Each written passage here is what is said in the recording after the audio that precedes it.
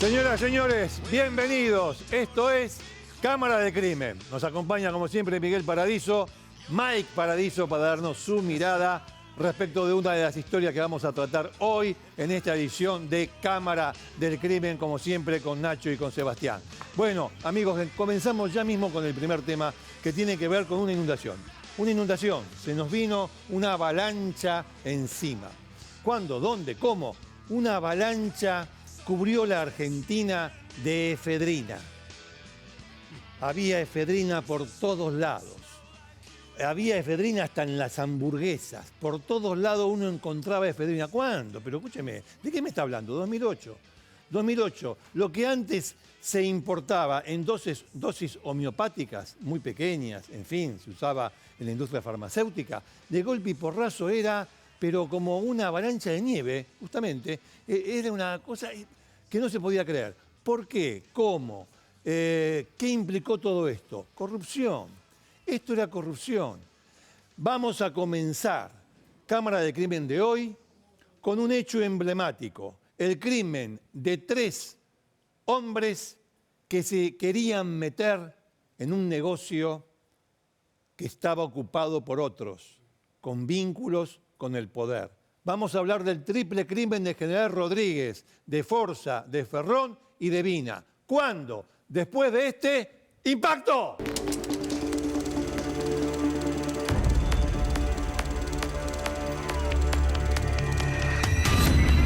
Ahí se está trabajando en la escena del crimen.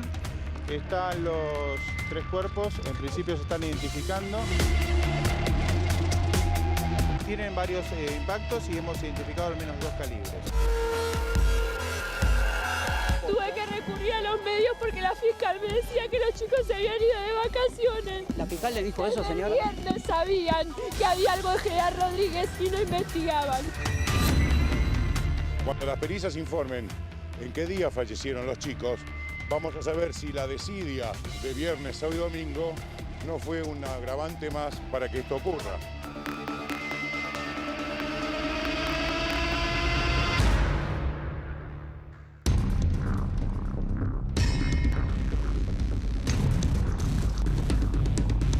Diez años costó, 10 años pasaron ya de aquel momento en que todos nos despachamos, desayunamos con efedrina.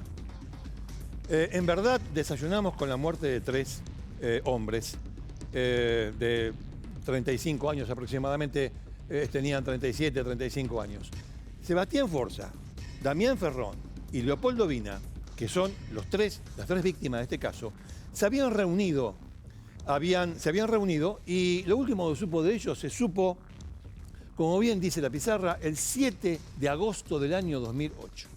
Se habían reunido, habían desayunado, primero Forza con Vina, después se acercó Ferrón, habían desayunado aquí en Capital Federal, en un restaurante, y después se fueron para el Walmart de Avellaneda. Solange Bellone, era la mujer de Forza y fue la que hizo la denuncia junto con los otros familiares. ¿Por qué?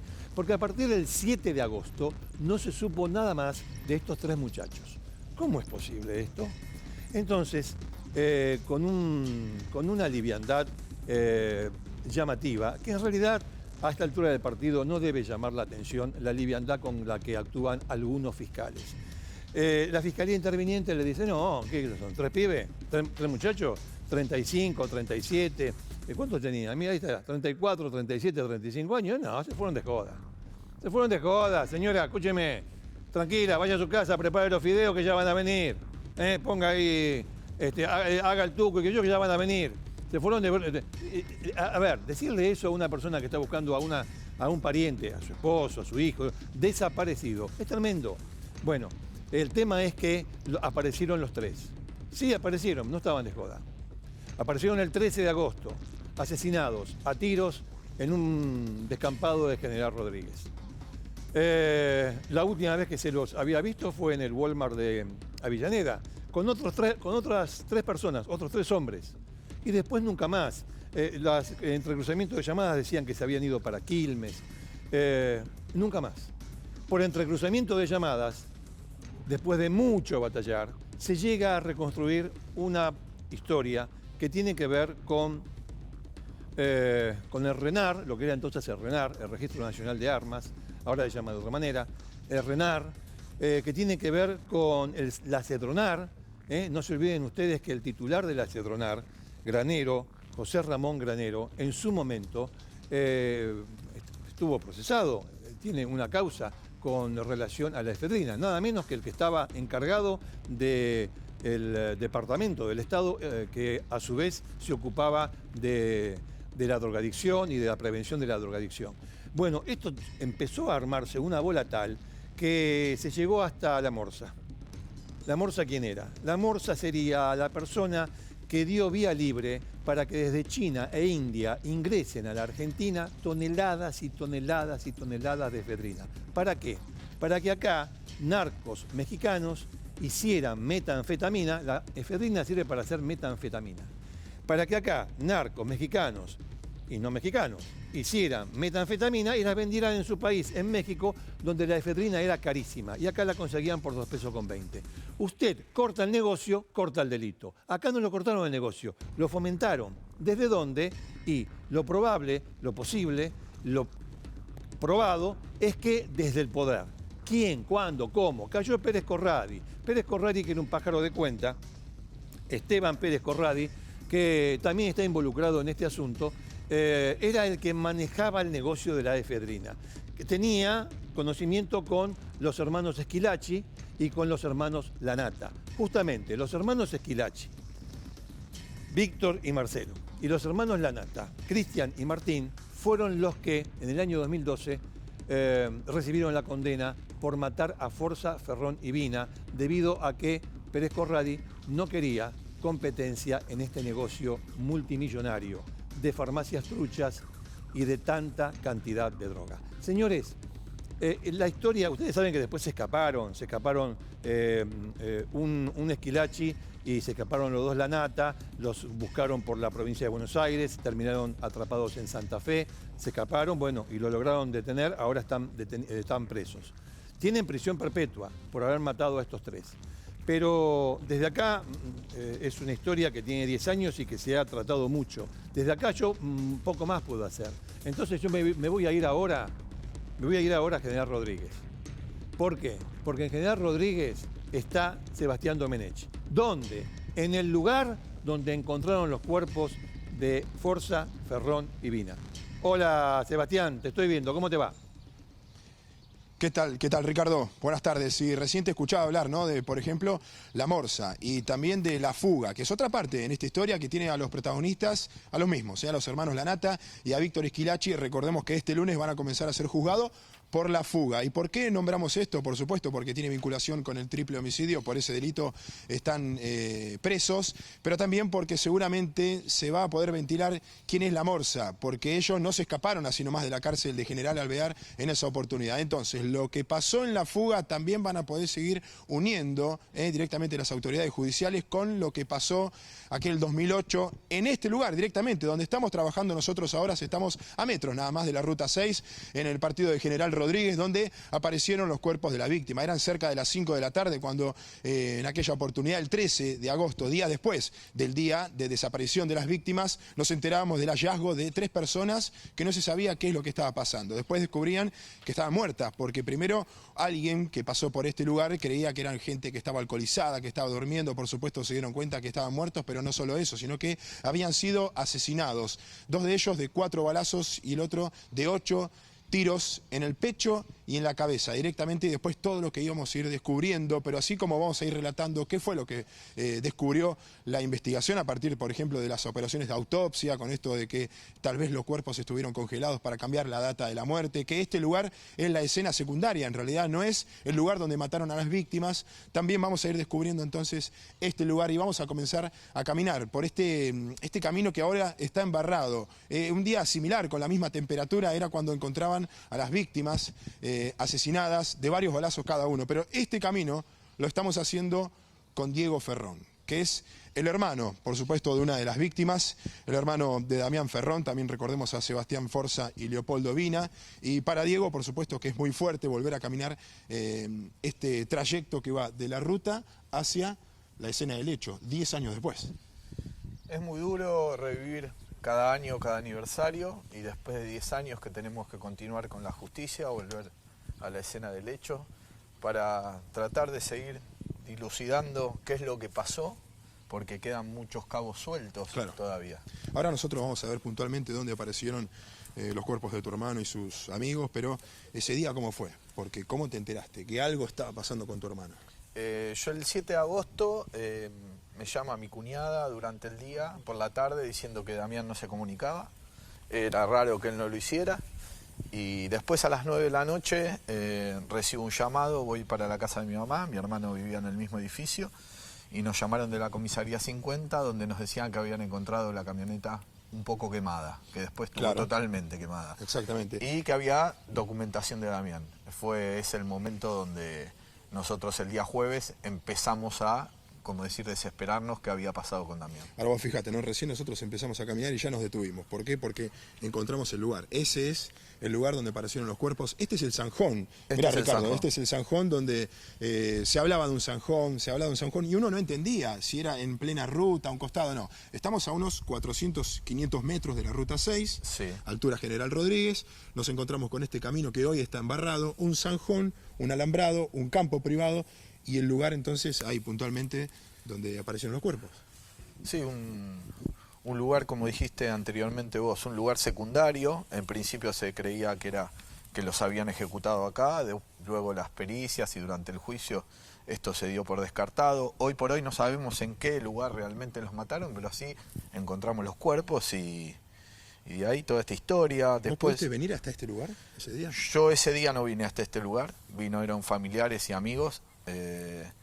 Fue todo muy complicado, estaban todos los medios, muy movilizador. Después vine en un par de oportunidades más, estuve acá con otros medios, he venido también con el doctor Pierri. Lo que pasa que, claro, como decías recién, esta es una escena, la anterior, la escena primaria, el lugar del hecho, tal vez donde mataron a tu hermano y a las otras víctimas, ¿es una casa de Quilmes?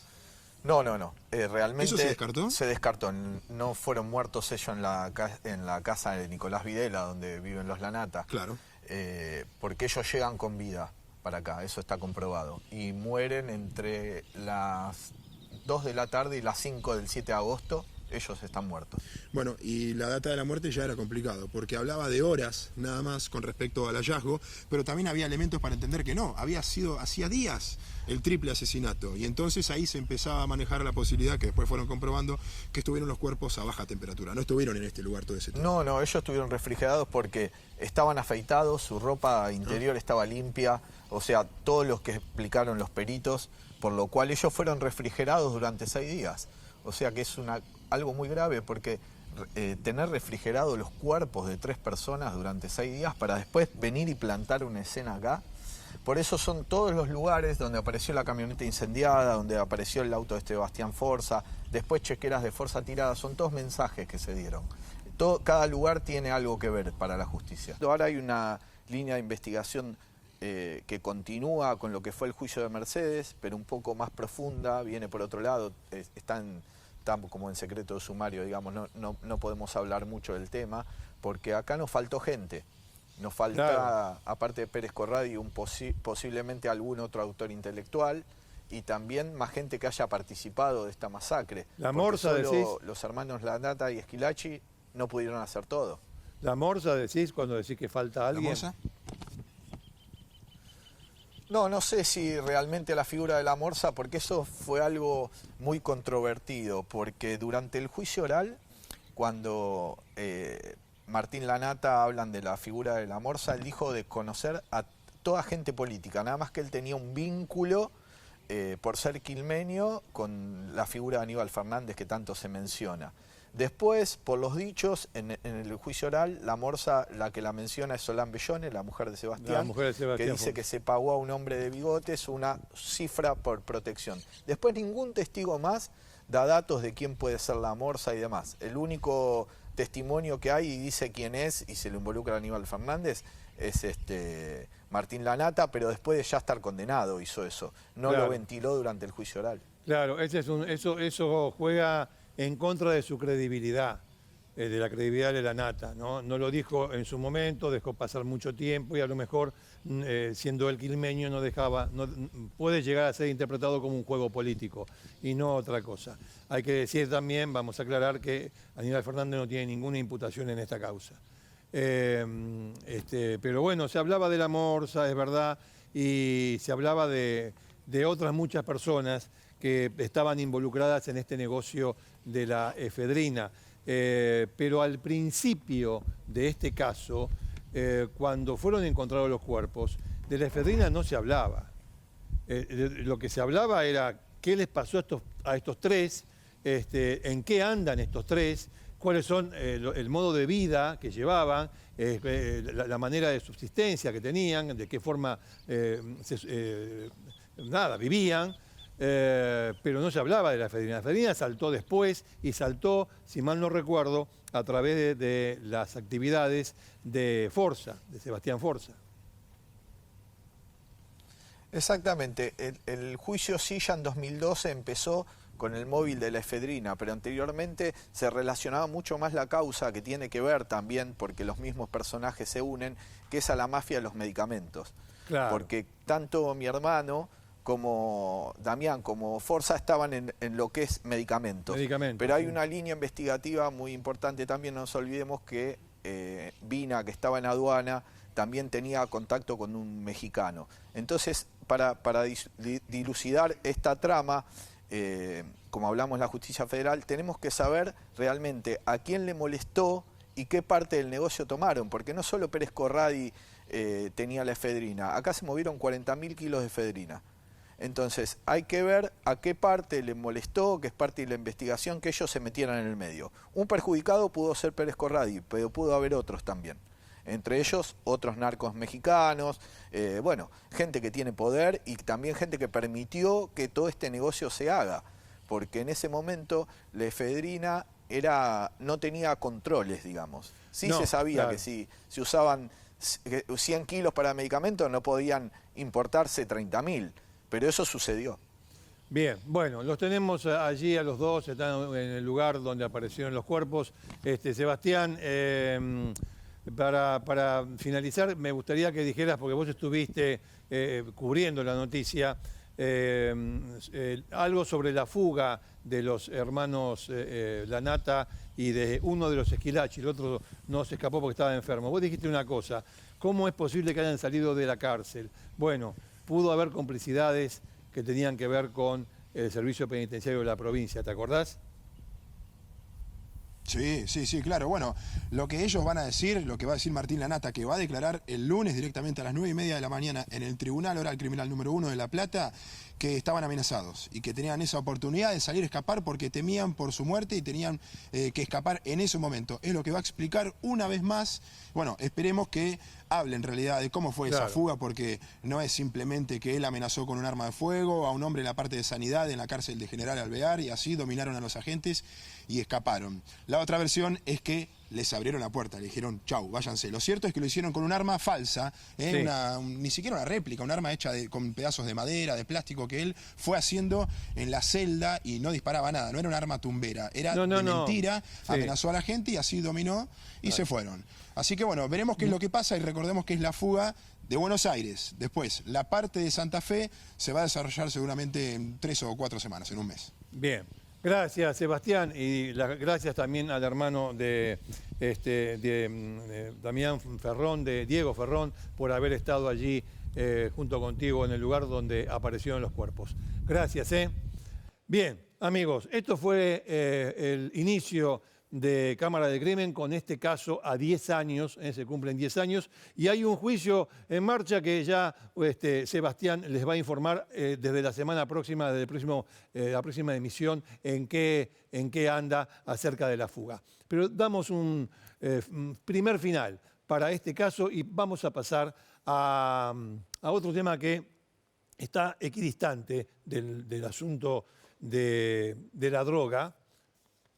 Vamos a ver aquí distante, que tiene que ver con el crimen de una chica en Tucumán llamada Priscila Paz. Para eso vamos a hacer lo siguiente. Ahí lo tenemos, el asesinato de Priscila Paz, detrás de mí. Nacho, vení. Hola, Ricardo. ¿Cómo te va? Me parece que ¿Está sí. tan lejos o no? No, no está para nada lejos, Bueno, Ricardo. ahí está, entonces no es equidistante. No está para nada lejos. Atenti. Este es un caso muy grave que se está desarrollando en Tucumán en este momento y tiene que ver con lo que vos marcabas. Hay un grupo de narcos que manejan dos barrios. Un barrio se llama Barrio Ampliación Elena White y el otro se llama Sao Pablo. Empezó una fiesta de droga, de alcohol y de mujeres el sábado 21 de julio dentro de ese barrio. Ajá. Y hay varios personajes que están involucrados en esta historia. En Tucumán está en la ley de emergencia por muerte de mujeres desde el año 2016. Ya mataron 13 mujeres en Tucumán en lo que va del año. Y el caso de Priscila Paz está en el medio de toda esa estadística realmente incómoda. Ella vivía en el barrio Sao Pablo, es decir, en el lugar donde todo se desarrolla, y se trasladaba a trabajar durante toda la noche como mucama, unos kilómetros, a un hotel de alojamiento que se llama El Manantial. Terminaba su turno a las 7 de la mañana, volvía a su casa y su papá tenía la costumbre de esperarla en la puerta de la casa. Sí. Ese día Priscila no volvió. El papá pensó que había extendido el turno, que había alguna cuestión de extensión del horario. Cuando no volvió, la empezaron a buscar. Estuvo desaparecida 10 días. La encuentran en un cañaveral, que ya te adelanto que es la escena secundaria del crimen, porque el cuerpo fue colocado ahí para que lo encontraran, no fue ocultado, Mirá, fue como lo de colocado Forza ahí. Ferroni Vina, mirá. Exactamente a lo mismo que estábamos Sí. contando, en una zona donde está la ruta 301. Estaba con golpes muy fuertes de patadas, trompadas, le pegaron con un objeto duro que se sospecha que es un hierro, la habían atado de pies y manos. Se sospecha también de un abuso sexual, eso por supuesto está en las pericias complementarias en este momento. Y ahí viene la trama narco. En la trama narco, en este momento hay 9 detenidos, 7 hombres y 2 mujeres. 9 detenidos. 9 atención, detenidos. por el caso de Priscila Paz. Y son todos medio familiares y amigos. Y ahí aparecen 2 nombres, muy conocidos en Tucumán, la gente que nos está siguiendo va a prestar atención a esto. Uno se llama Pocho y el otro El Borolo, que son los que manejaban la droga en ese lugar. Hay una persona muy importante que tenemos que reservar la identidad, que cuenta básicamente cómo fue toda la secuencia del crimen. Un testigo de identidad Un testigo de protegida. identidad reservada. Trabajó muy bien la fiscalía, trabajó muy bien la policía. Las casas de estos tipos, Ricardo, ya tenían una cosa media rara. Las únicas construcciones de material, con rejas, con un montón de situaciones que favorecían que todo se ocultara. Cuando encuentran el cuerpo de la chica, cerraron todos los kioscos de venta de droga. Sacaron a todos los soldaditos, a los chiquitos que venden drogas, a la calle. Sí. No quisieron colaborar con la policía y amenazaron a los vecinos. ¿Tenemos una nota? Tenemos una reconstrucción que hizo nuestro corresponsal José Inesta en Tucumán que tiene que ver con esto. La trama narco luego de un nuevo femicidio en la provincia de Tucumán. Buscaron todo esto. No puede ser que haya aparecido así Priscila. Priscila Paz era una joven de 27 años, oriunda de San Pablo, una localidad que queda muy cerca de la capital de Tucumán. El domingo 22 de julio desaparece Priscila misteriosamente. Tomaba el colectivo muy cerca de acá y tenía un viaje de 10 minutos hasta llegar a esta parada. Desde allí se dirigía a su casa donde vivía, aparte de su padre, con su hijo de 3 años. Ella salió de Logni a las 7 de la mañana y tomó el colectivo para bajarse acá a 7:20, llegaría más o menos porque son 10 minutos, 20 minutos de Logni hasta San Pablo y no se le ha encontrado más del día domingo. ¿Qué creen que puede haber pasado después de que subió el colectivo? Yo digo que la habrán asaltado, la habrán secuestrado. Creen que ella salió del trabajo y en la parada es donde alguien la invita a subir, la abordaron y ¿qué más? ¿Qué pasó a partir de qué se sabe? Bueno, que la llevaron a un lugar a donde esta lacra humana ¿qué no le hicieron a mi pobre hija? ¿Creen que la han tenido secuestrada en algún lugar? Sí, positivo, sí. Sí, contra su voluntad, estoy seguro de eso. Y ella por buscar defenderse y todo, y bueno, esta lacra humana, acabaron con su vida. La justicia siguió investigando y a partir de ese domingo pasaron 9 días hasta que en este lugar se encontró un cuerpo. Ahora la justicia analiza diferentes hipótesis. Una de ellas habla de que Priscila podría haber bajado en la parada y antes de llegar a su casa ser interceptada. Me sorprende que hoy apareció, ustedes dicen que en este lugar ya se había buscado, los vecinos incluso habían buscado. Sí, me parece extraño que se la haya encontrado acá y anoche cortaron la luz, digamos a las 8 de la mañana la han encontrado acá tirada. Qué casualidad que esta es una zona con luz y anoche han cortado la luz y a las 6 de la mañana, 8 de la mañana aparezca acá. Pasaron 9 días hasta que vimos, la encontramos mi hija acá, pero no es porque haya estado ella acá, porque nosotros las buscamos, pero mal encima el corte, nosotros lo hacíamos ahí, ese lunes a la noche estuvimos haciendo el corte, y aparte toda la gente buscaba, por toda esa parte la buscábamos. Aquí está visto que a ella la plantaron acá, como se dice así, ella la tiraron ahí, mejor dicho.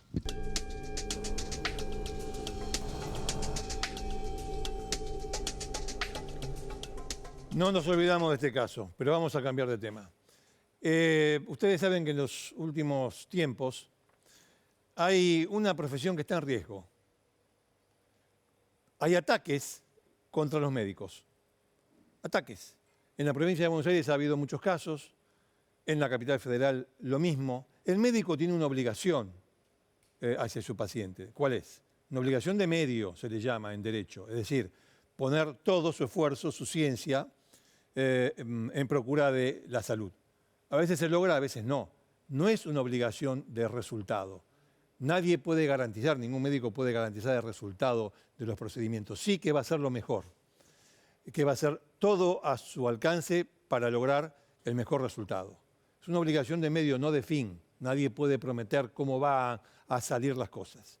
Esto es así. Pero no atacan ingenieros, no atacan abogados, no se ataca, no atacan, parecería que fuese una banda que va y ataca. No, no se ataca, porque esto se está convirtiendo en una especie de costumbre social. No se ataca al ingeniero, al médico, al arquitecto, al periodista, no, se ataca a los médicos. Médicos, una profesión que está en riesgo. ¡Barrida!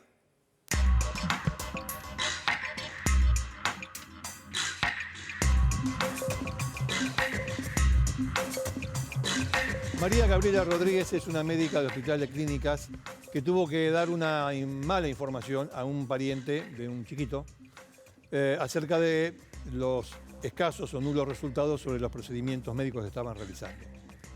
Como respuesta recibió un ataque brutal. Un ataque con un arma blanca, un arma tumbera, que le dejó lesiones. Pasó en el Hospital de Clínicas y María Gabriela Rodríguez está acá, vamos a hablar con ella. Gracias, doctora, por venir a Cámara de Crimen, es muy amable. Muchas gracias, Ricardo. Usted se dedica, ¿cuál es su especialidad? Mi especialidad es la terapia intensiva pediátrica. Terapia intensiva pediátrica. Y trabaja en el Hospital de Clínicas. Y trabajo en el Hospital de Clínicas.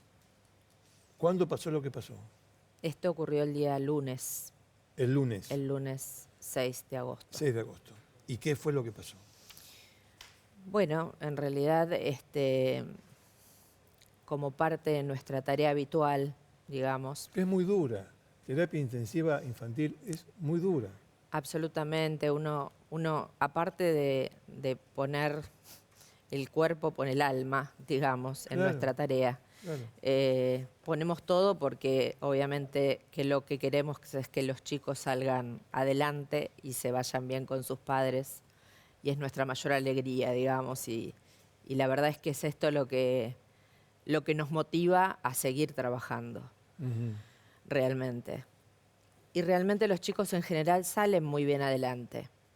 Pero ocurre algunas veces que hay algunas enfermedades, como bueno, en el caso de este paciente puntual, que tenía una leucemia linfoblástica tipo T, una leucemia bastante rara, en un chico un poco ya, digamos, desde 17 años, adolescente ya. Sí. Exacto.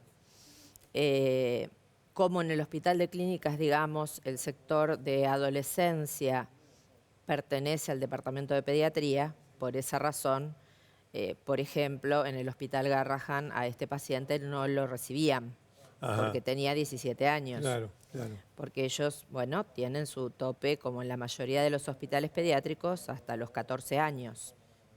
Entonces, bueno, hace ya aproximadamente 2 meses, digamos, este chico había ingresado, proveniente de la provincia de Santa Cruz, con su madre, que estaba sola. Bueno, se le hizo el diagnóstico, esta leucemia linfoblástica tipo T, y comenzó el tratamiento. En realidad, la parte que uno no conoce como inducción. Cuando estaba en realidad empezando esa inducción o a mitad de esa inducción, inmediatamente empezó a tener complicaciones. Complicaciones graves, complicaciones esperables del tratamiento. Las complicaciones en realidad que uno sabe médicamente que está dentro. Pueden ocurrir. Exacto, ¿Usted que pueden iba ocurrir. informando a la madre? Yo hablo con la señora, la llamo para decirle que realmente este chico ya estaba en una situación de irreversibilidad. Ella, por supuesto, me dice, no, bueno, va a salir como todas las veces, porque, por supuesto, esto veníamos diciéndoselo día a día. Día a día, sí. Le digo, bueno, pero esta vez estamos un poco peor, querés acercarte, querés verlo. Bueno, se acercó, la acompañé a verlo, al chico, etcétera. Y bueno, y en ese momento la mujer salió corriendo, gritando de la sala de terapia intensiva, amenazando y diciéndonos que que si el chico se moría nos iba a matar a todos nosotros. Y de pronto, bueno, en realidad yo así como por el rabillo del ojo la veo ingresar, se quedó parada frente al chico. Noté que tenía algo en la mano, pero ni se me ocurrió qué, digamos. Sí.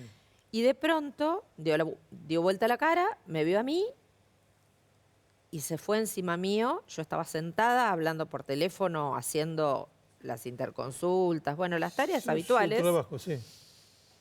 Y se vino encima mío y empezó a tirarme cuchillazos. Yo pensaba que era un cúter, estos que uno usa para cortar papel. Sí. Bueno, después la policía me lo mostró, me mostró el arma blanca y era estas armas, me dice, tipo tumbera. Tengo cortaduras en el cuero cabelludo, tengo cortaduras en la cara, que por suerte fueron leves, pero la señora me tiraba a cortarme la cara y cortarme el cuello. O sea, no es que lanzaba hacia cualquier lado. No, era tenía específicamente dirigido. esos puntos. Exactamente. Bueno, pero por eso yo la veo con su brazo izquierdo. Exacto. Mi brazo izquierdo es mi mano hábil, es con la que, digamos, es con la que hago, digamos, la que intubo pacientes, pongo vías, hago mi trabajo habitual para ayudar a los chicos a salir adelante, digamos, justamente. No lo contrario. ¿También recibió lesiones en la pierna? También en la pierna, en ambas piernas, en la ingle. ¿Y cómo la lograron dominar? Bueno, los enfermeros?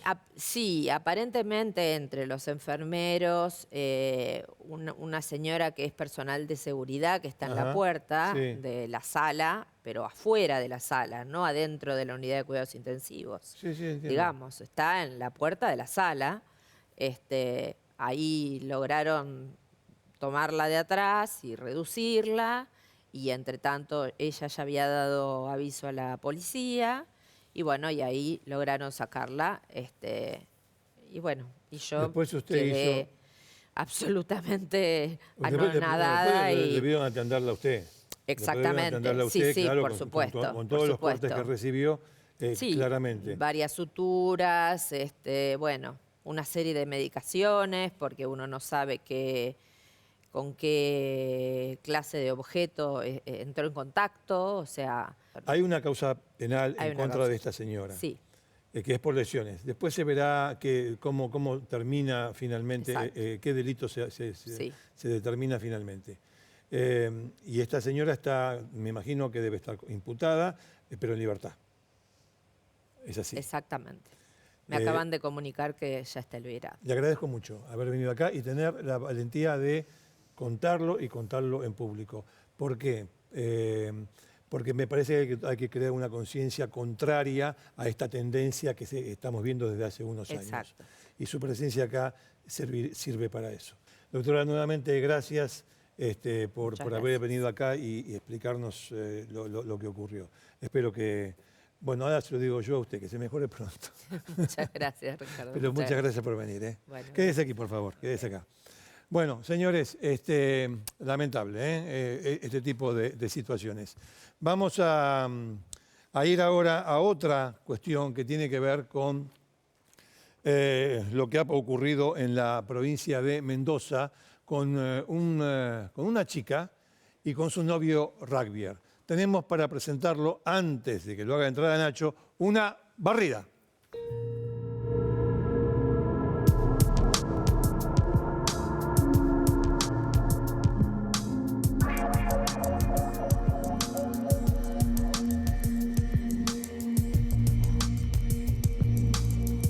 Bien, amigos, Nacho, vení.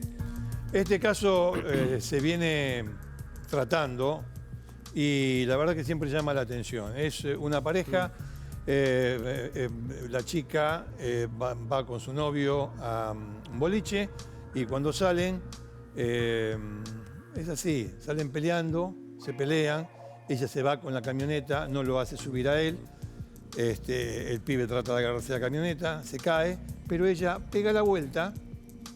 Ella dice que pegó la vuelta para ir a buscarlo. Pero lo cierto es que pegó la vuelta y lo pasó por encima con la camioneta, le aplastó la cabeza. Nacho, todo tuyo. Mira, Ricardo, y el martes va a empezar el juicio a Julieta Silva por la muerte de Gerardo Fortunato. La pregunta aquí, la base va a ser, ¿estamos frente a un homicidio culposo o estamos frente a un homicidio simple con dolo eventual, donde la pena va de 8 a 25 años? Eso va a ser técnicamente lo que se va a discutir en el juicio en Mendoza. Cuando volvió, ¿fue una imprudencia? ¿No lo vio y qué sé yo? Y entonces lo atropella o lo hizo a propósito. Sí, y ahí aparecen algunos elementos que tienen que ver con lo que vos decías. Hubo una discusión previa. ¿Qué peso específico tiene el testigo, el cuidacoches, que cuenta y relata toda la situación de la pelea, que él se cuelga del auto, que es un Fiat Idea, que él cae en el piso como desmayado, que los dos habían tomado alcohol, que ella usaba anteojos y en ese momento no tenía puestos los anteojos, la visibilidad no era buena, el auto a qué velocidad iba, frenó o no frenó, el impacto fue de frente, fue lateral, cómo lo impactó al chico, etc. Todo esto se va a discutir en el juicio. Pericia accidentológica, pericia mecánica, visibilidad, aporte del testigo, el vínculo que ellos tenían. Mirá, Julieta Silva, Ricardo... ¿Está presa? No. No. Ese es el detalle. Bueno, estuvo un mes presa nada más. Estuvo un mes presa en octubre y en noviembre la dejaron ir a la casa. Bueno. Tiene 30 años, tiene 2 nenitos. Y ahora, esta imagen, que fue una de las últimas audiencias, la vas a ver a partir del martes sentada en el banquillo de los acusados en un juicio muy particular que va a tener mucha custodia y que se va a transmitir en vivo a través de un sistema de internet. Nosotros pudimos hablar en las últimas horas, nuestro corresponsal Alejandro Costanzo en Mendoza, con el padre de Gerardo Fortunato. Este caso va a generar mucha tensión y un cimbronazo la próxima semana. Y se lo estamos adelantando aquí en Cámara del Crimen. Y miren lo que decía el papá de la víctima hace horas nada más. Hemos tratado de aportar todo lo que hemos podido para que esto sea lo más equilibrado y justo posible. El presidente del tribunal dijo que el lugar donde se había producido el accidente había poca luz. Eso fue un supuesto, porque después en la pericia lumínica la iluminación que hay en el lugar es más o menos 270 lux. 100 lux es la iluminación general para una casa. O sea que estamos en 2,7 veces más que la luz general de una casa. Otro de los jueces, Yapur, dijo que no había vínculo, no estaban analizados los celulares todavía. Después han aparecido 6.000 mensajes de texto que, por supuesto, acreditan el vínculo. Nosotros recusamos a uno de los jueces, que a pesar del enojo del juez, que lo entiendo, pretendo confiar en la justicia, porque es lo que corresponde a una sociedad civilizada y todo lo demás, a pesar de que todo lo que uno ve, escucha y hace que por ahí haya algunas dudas, pero yo necesito creer en la justicia. ¿Le cree a esta mujer? No. Creo en mí, mi familia y algunas personas más. Si Genaro estuviera para defenderse, sería algo que no me toca a mí. Pero como Genaro no está, debería yo hacerme cargo de ser absolutamente escéptico.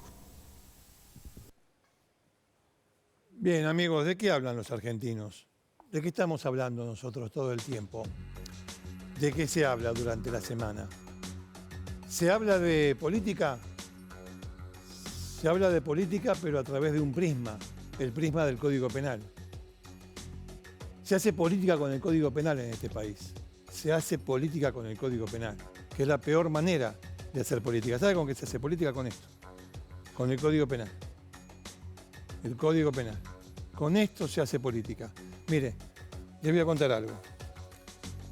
Cuando se habla del caso Chicone, cuando se habla de sueños compartidos, cuando se habla de la valija de Antonini Wilson, ¿se acuerda?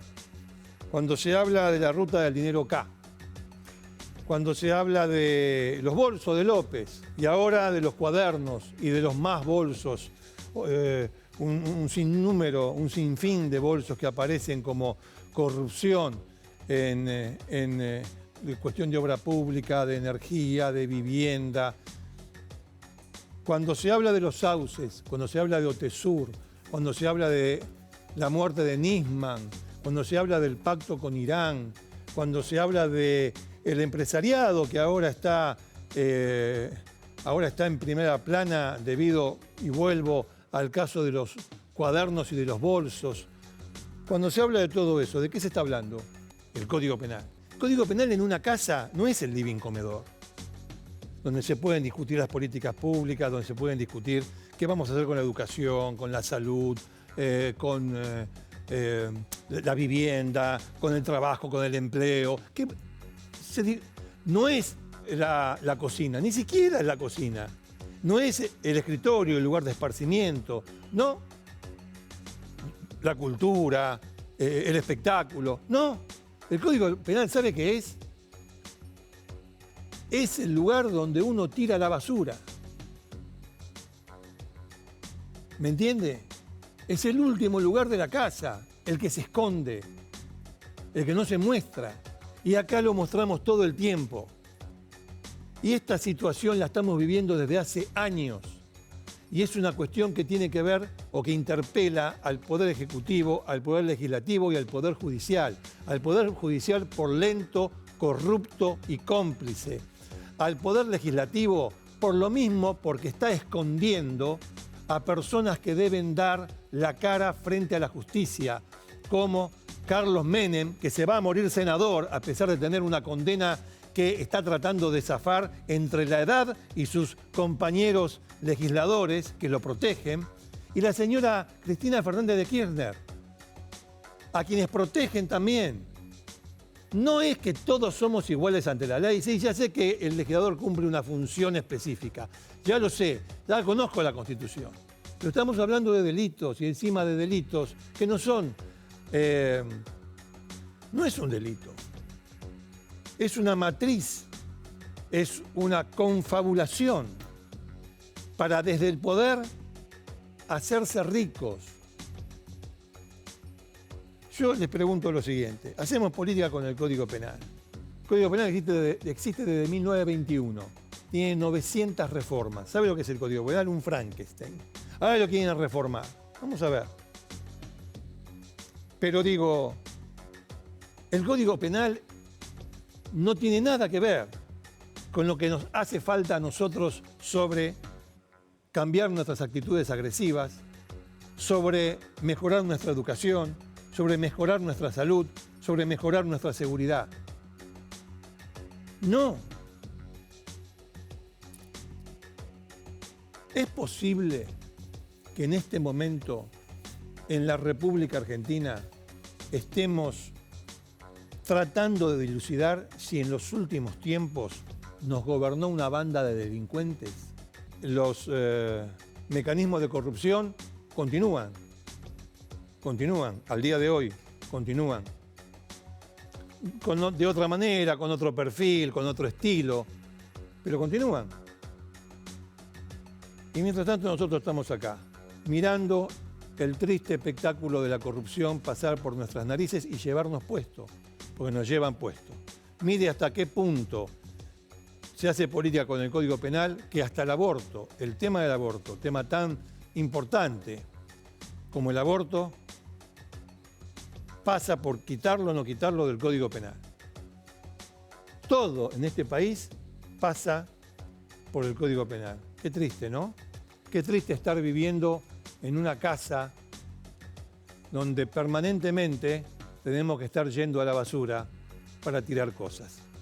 Hacemos una pausa en Cámara de Crimen y ya volvemos.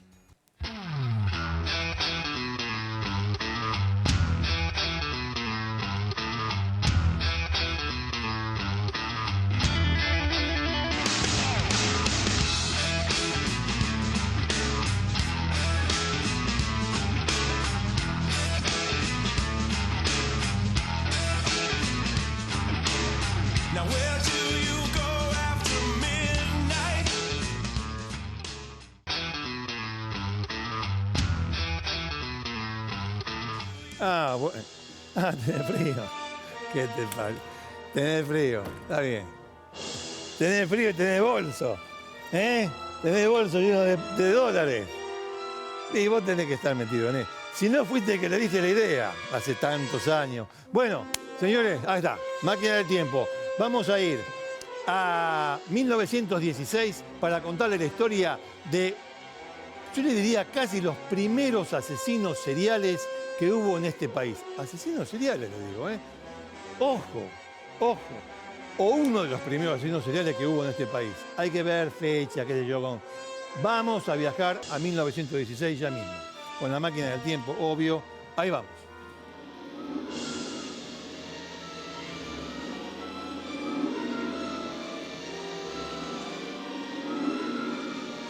Bien, llegamos. 20 de diciembre del año 16. ¿Qué pasó ese día? Ese día pasó que María y Juan Putativa estaban caminando por Mendoza, por la calle Urquiza, en la esquina de Salta, y el matrimonio, María con Juan. Iban caminando, lo más bien, lo más pancho, estaban cerca de la gobernación, estaban cerca del departamento de policía, cuando escuchan gritos.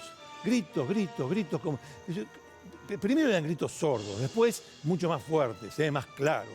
Y dice, ¿de dónde vienen estos gritos? Le dice María a Juan. No sé, vieja, déjame ver. El tipo se empieza a ir casa por casa, porque a medida que iba avanzando por la calle Urquiza, a medida que iba avanzando, se escuchaba cada vez con más fuerza el grito hasta que llega un punto en el cual ya viene otro vecino.